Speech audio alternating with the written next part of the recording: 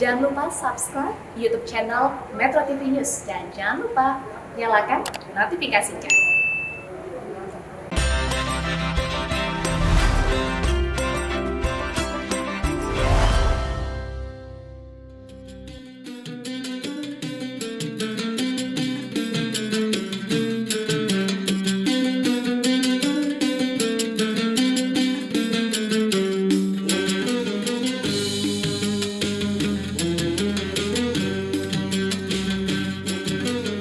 A'udzubillahiminasyaitonirrajim. Bismillahirrahmanirrahim. Assalamualaikum warahmatullahi wabarakatuh.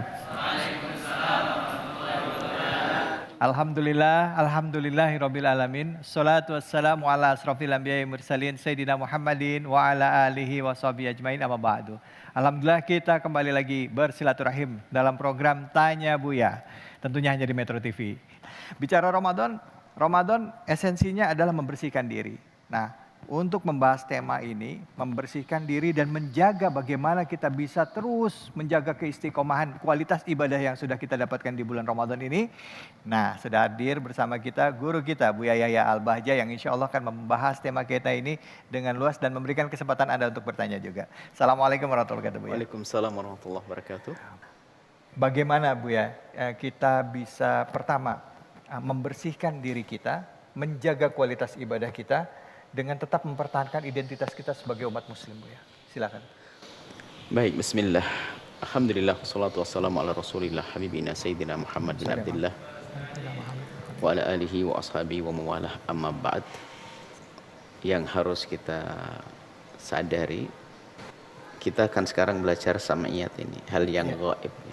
Lagi-lagi itu yang harus kita kukuhkan, keimanan kepada yang gaib.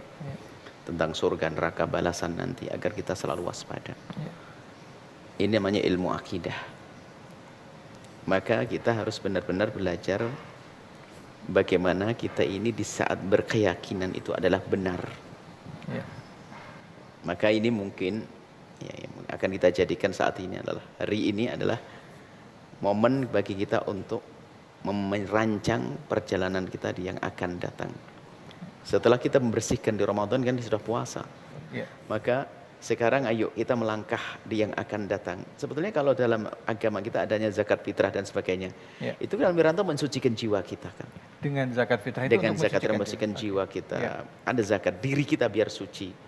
Simbolnya pakai itu selaku hakikat. Tapi ada lagi yang perlu kita sucikan, yaitu kita persiap sucikan pemikiran kita dari yang tidak benar.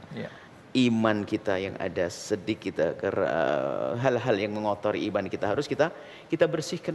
Nuktah itu ya, betul, nuktah sauda yang ada di dalam diri kita harus kita bersihkan.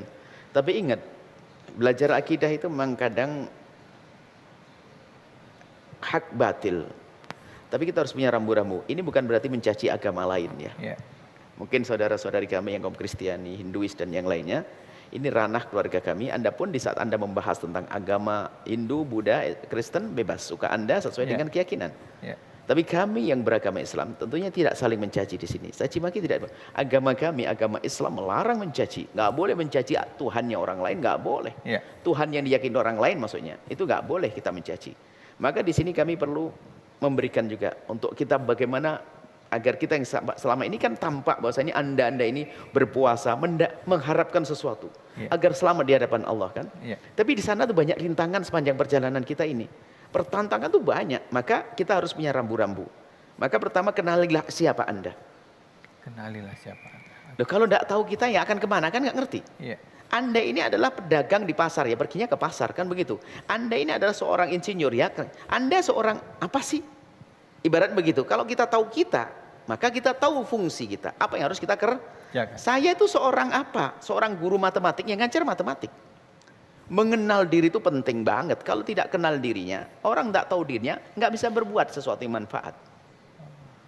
Dia tidak tahu dirinya, maka kita harus tahu siapa kita.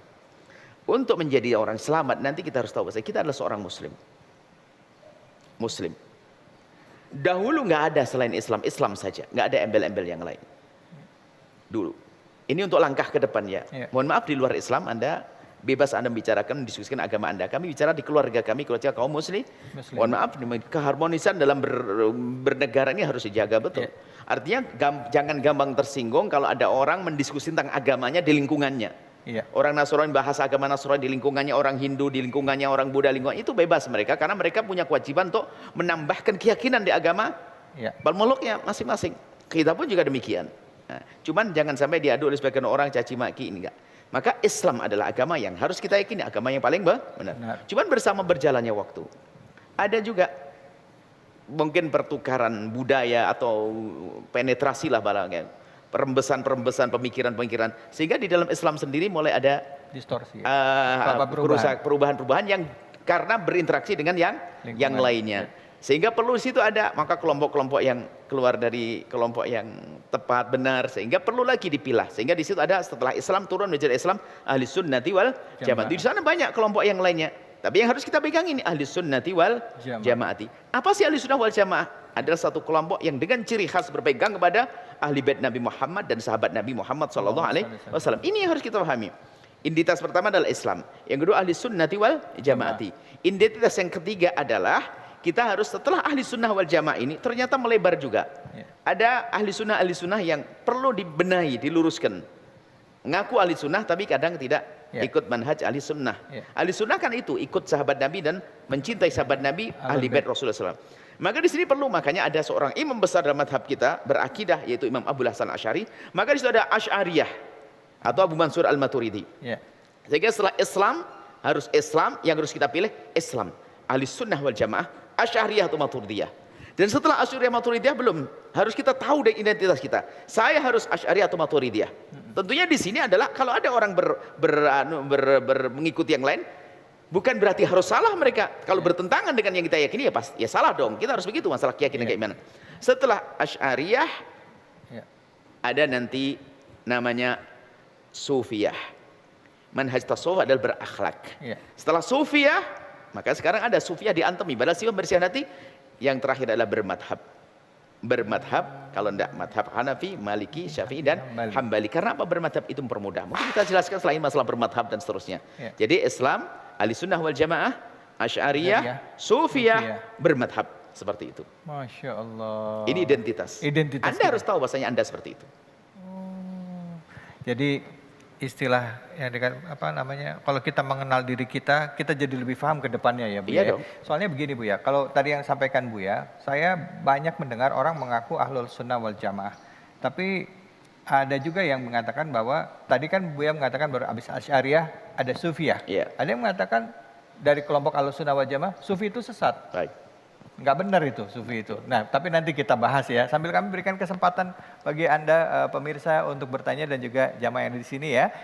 Kita bahas tentang 5 identitas kita sebagai umat muslim dan bagaimana kita bisa menjaga diri kita untuk selalu meningkatkan kualitas ibadah kita dan juga membersihkan diri kita ya dengan pegangan yang tepat. Seperti kata Buya, mengenal diri kita dulu melalui itu. Jangan kemana-mana, tetap ditanya Buya hanya di Metro TV.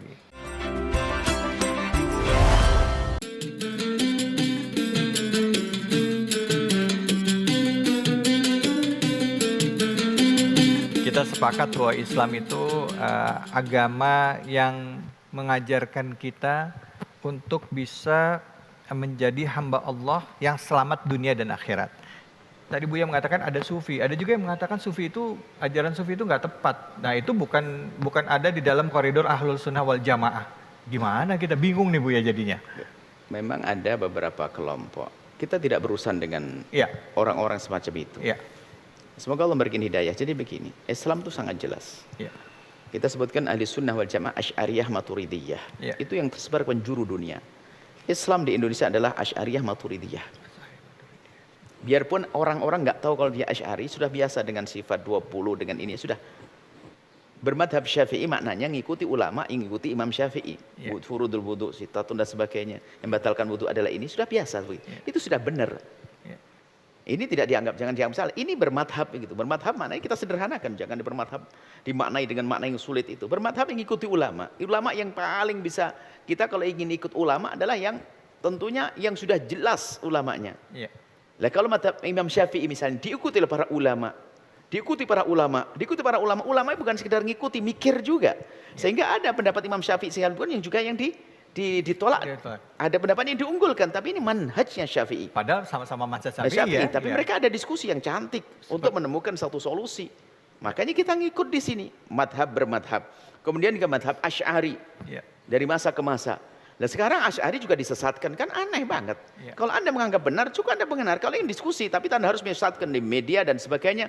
Asy'ari ada yang mengajarkan kelembutan. Islam adalah indah. Lihat bagaimana Islam masuk di Indonesia tanpa ada peperangan, kan begitu. Karena memang Islam yang benar, yang lembut itu.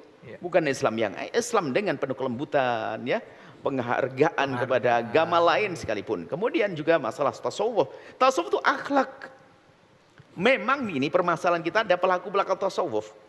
Pelaku tasawuf yang nyeleneh itu menjadikanlah orang itu melihat dari sisi nyeleneh. Tasawuf itu adalah orang yang gabungan dari melakukan sholat misalnya, ada khusyuk di dalamnya. Khusyuknya itulah nilai tasawuf. Tulus itu nilai tasawuf. Jadi tasawuf membersihkan hati, bagaimana kita baik dengan sebab. Termasuk memandang orang dengan mata kasih sayang, bukan merendahkan. Termasuk kita memandang orang yang berbeda agama dengan kita pun bukan dengan pandangan merendahkan. Pandangan kasih sayang. Seperti itu ya, ini yang ada dalam Islam tasawuf. Jadi bisa saja kita tidak bisa menyalahkan yang mengingkari tasawuf, karena memang ada pelaku-pelaku tasawuf yang ngelantur. Dan itu diingkari oleh tasawuf sendiri. Seperti halnya dalam ilmu hadis ada pendusta hadis. Dalam ilmu akidah ada khawarij misalnya. Betul. Ada. Jadi akidah itu benar, ilmu akidah Islam benar, cuman ada benalu-benalunya. Tasawuf benar, pohon keindahan yang sesungguhnya, cuman benalunya juga ada. Masya Allah. Identitas 5 tolong dihafal semua. Ya, ingat tadi ya. Nanti kita bahas lagi di segmen 3. Sekarang kita beri kesempatan dulu buat pemirsa yang mau bertanya. Silakan nih, jamaah. Ya, para santri, silakan. Assalamualaikum warahmatullahi wabarakatuh. Waalaikumsalam warahmatullahi wabarakatuh. Allahumma shalli ala sayyidina Muhammad wa ala ali sayyidina Muhammad. Afwan Buya, izin bertanya. Nama saya Muhammad Fathan dari Bangka. Izin bertanya Buya tentang zakat fitrah. Afwan Buya, gimana kalau ada seseorang yang punya utang dan jatuh tempo di saat dia harus bayar zakat fitrah? Jadi mana yang harus ia dahului Buya, antara zakat fitrah atau bayar hutang Buya? Syukran Buya. Baik, zakat fitrah untuk membersihkan jiwa kita. Maka zakat fitrah itu wajib bagi semua orang. Wajib ya Buya. Wajib bagi semua orang. Anak kecil dan yang lainnya, kaya atau melarat. Yang penting di hari itu dia kaya. Di hari raya saja. Kaya di hari raya artinya ada yang dimakan, ada yang pokoknya kebutuhan hari itu tercukupi. Selebihnya adalah di zakat, keluarkan zakat fitrah. Cuma 2,5 kilo per orang. Nah, bagaimana kalau ada orang punya utang jatuh tempo? Kalau tidak ada lagi, harus bayar utang, nggak usah bayar zakat. Tapi kalau utangnya belum jatuh tempo, sah. Atau bahkan Anda ingin bayar zakat, ngutang juga sah kok. Karena Anda punya duit, aku punya duit nanti hari raya ke-6. Sekarang nggak punya duit sama sekali. Aku ngutang, untuk apa bayar zakat? Sah. Boleh. Boleh, sah. Biarpun tidak dipaksakan. Tidak harus seharusnya. Karena selagi tidak punya duit, ya jangan bayar zakat. Tapi kalau utang jatuh tempo, yang orang itu menunggu-nunggu, kalau kita bayar, kita tidak punya duit hari itu, tidak punya makanan hari itu, maka nggak usah zakat fitrah. Oke, nanti kita akan lanjutkan lagi bahasan kita menarik, terutama tadi mengenai pembersihan diri dan juga bagaimana menjaga diri kita agar kita tidak salah jalan pada saat menghadapi 11 bulan ke depan. Tahu siapa kita, apa pegangan kita. Insya Allah kita bisa menjadi hamba Allah yang bisa istiqomah di jalannya dan gak bakal bingung mau kemana. Hanya di sini kita akan lanjutkan lagi. Tanya Buya, Metro TV.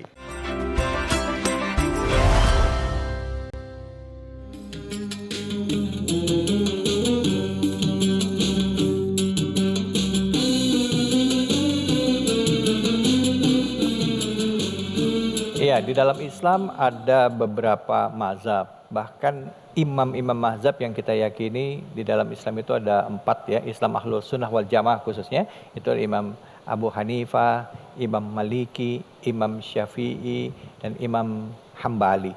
Nah, keempat-empat ini turunannya juga masih punya lagi imam-imam lain yang bermazhab dari keempat mazhab besar ini. Nah, pemikirannya yang menarik adalah walaupun berbeda-beda tidak pernah menyesatkan yang satu dengan yang lain. Mengatakan yang satu ini tidak benar. Ya, begitu ya Buya ya. Betul. Nah, kita beri kesempatan kepada pemirsa untuk bertanya. Silakan yang mau bertanya hubungi kami di nomor telepon yang ada di bawah ini ya. Halo, assalamualaikum.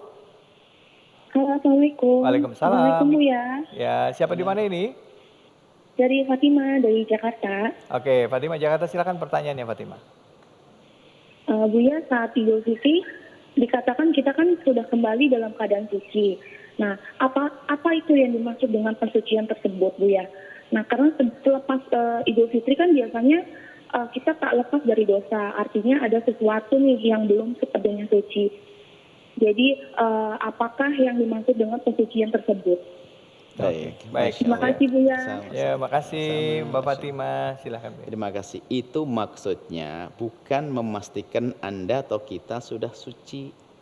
Artinya berharap semoga dengan Idul Fitri ini kita telah kembali kepada suci karena Anda telah menghadap kepada Allah dengan sholat Anda, tarawih Anda, puasa Anda, kemudian di hari raya Anda menjalin hubungan baik dengan sesama, maka Anda semoga ini termasuk menjadi kembali kepada fitrah. Jadi pengharapan ya. Iya, makna doa.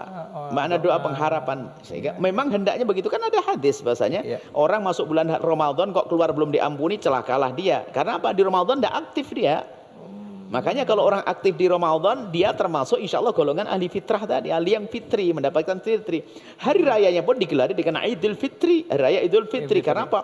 Di hari itu kita beribadah kepada Allah, di bulan pengampunan, dosa dihapuskan oleh Allah. Karena kita serius, urusan dengan manusia kita baik, indah dengan sesama, indah dengan istri, suami, keluarga Allah. Maka fitri, bersih. Seolah-olah kita sudah bersih dari dosa. Nah, seperti itu maknanya. Itu pengharapan. Pengharapan. Kita ya, Bu ya. Baik, Bu ya. Tentunya bagi yang berjuang di dalamnya mendapat. So, Ramadan adalah bulan pengampunan. Apakah setiap masuk Ramadan diampuni? Ya enggak dong. Iya. Yang berjuang dong. Yang berjuang. Jadi jangan kayak ingat waktu di awal kita sempat bicara gitu. Nggak pernah ikut puasa, nggak pernah ikut sholat malam, baca Quran nggak pernah. Terus juga sama orang hubungan yang nggak baik, toto ikutan lebaranan, ikutan Idul Fitri katanya gitu. Nah, artinya ya kita gini loh, sebetulnya ikutan menyempurnakan jalinan kepada Allah dan jalan kepada manusia. Iya.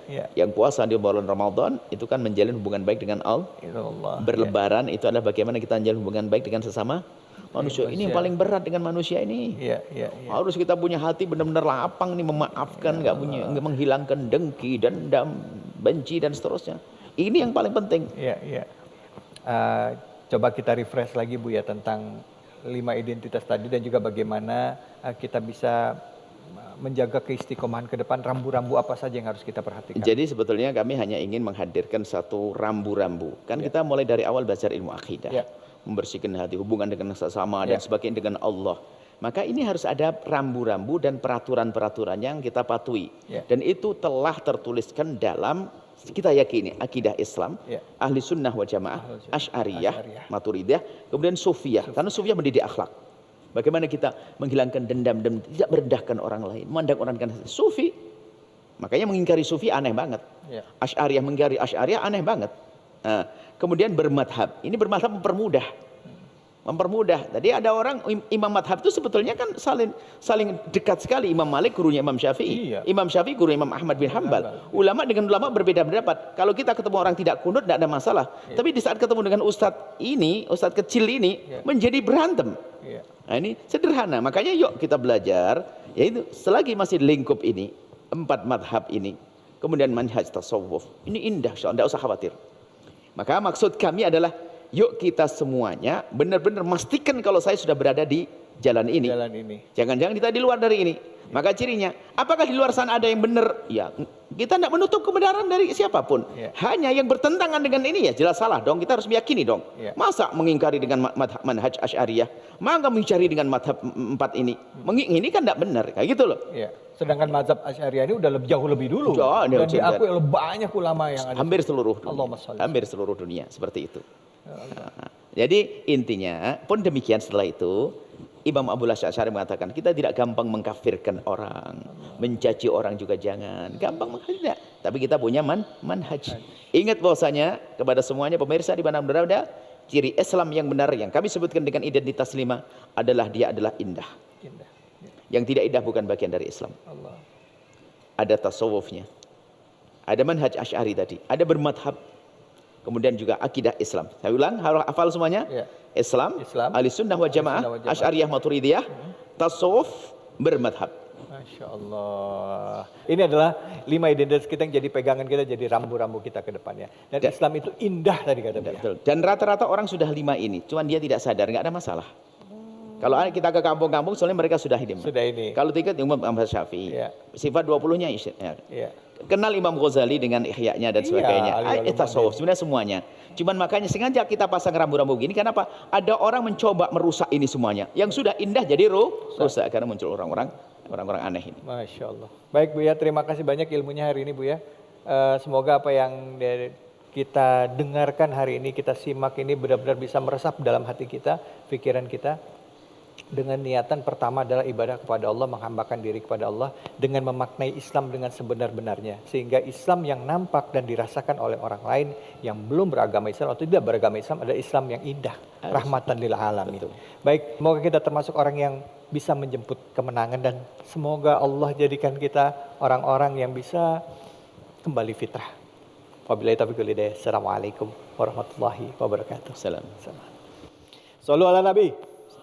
Salatullah, salamullah ala taha rasulillah. Salatullah, salamullah ala yasin Habibillah. Metro TV